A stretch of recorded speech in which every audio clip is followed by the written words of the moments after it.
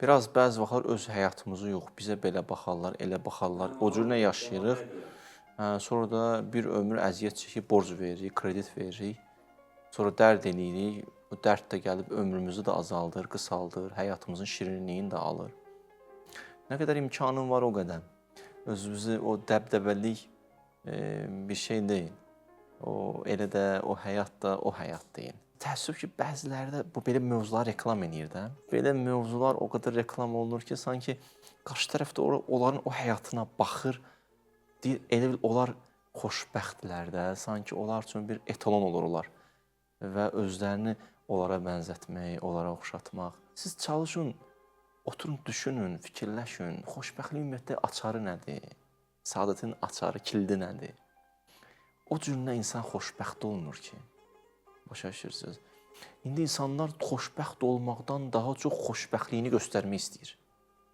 Yəni, daha çox evdə xoşbəxt olmaqdan, necə eləyim evdə, ailədə xoşbəxt, ondan çox zikir fikri budur ki, necə eləyim ki, hamı məni görsün, desin ki, xoşbəxtdirlər. Statuslara qoymaqla, müəyyən, nə bilim, orada, burada bu şəkil çəkmək və s. Mən demirəm, heç nə də olmasın, kim çəkir, o həddində, çərçivəsində özü bilər, öz işidir, hədd çərçivə içində.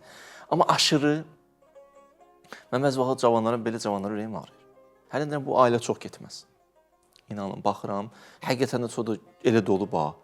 Dostlar gəlib görüşüblər, deyirlər, hə, doğrudan da belə oldu. Deyirəm, yəni bu təcrübədir də, yəni mən bu neçə ildir görürəm.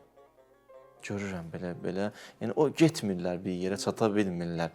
Yalançı bir aura yaratmaq, sanki güya xoşbəxtlik və bunu da bir növ cəmiyyətdə bir şəkildə təqdim eləmək və insanları da o istiqamət vermək, bunların hamısının məsuliyyəti var. Yəni, biz sosial varlığıq, atdığımız addımların ictimaiyyətə təsiri var, ona görə cavab verəcəyik. İlk öncə dünyada, sonra axirətdə. Bu konkretdir, qətidir.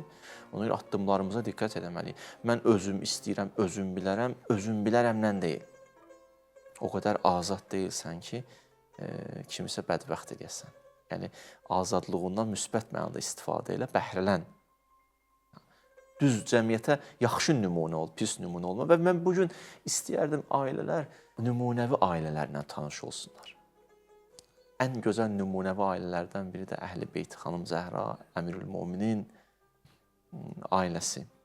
O ailəyə bir baxaq görək. Peyğəmbər Xədicə, bu ailəyə baxaq görək. Necə davranıblar? Hansı detallara fikir veriblər? Həzrəti Peyğəmbər, Həzrəti Xədicə heç vaxt o dəyərini itirməzdi. Deyərdi, Xədicə, eynə, mislu Xədicə. Xədicə kimi xanım var. Bu dəyər verməkdir xanıma. Lazım ona görə, kişi gərək xanıma dəyər versin.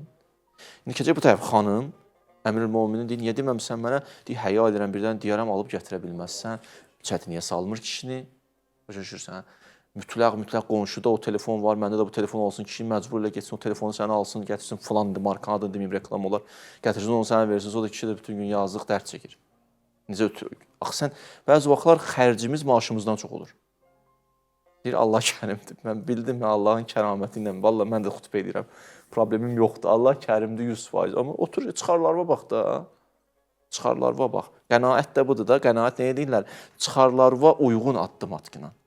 Xərcindən artıq xərcləmə, qazandığından artıq xərcləmə.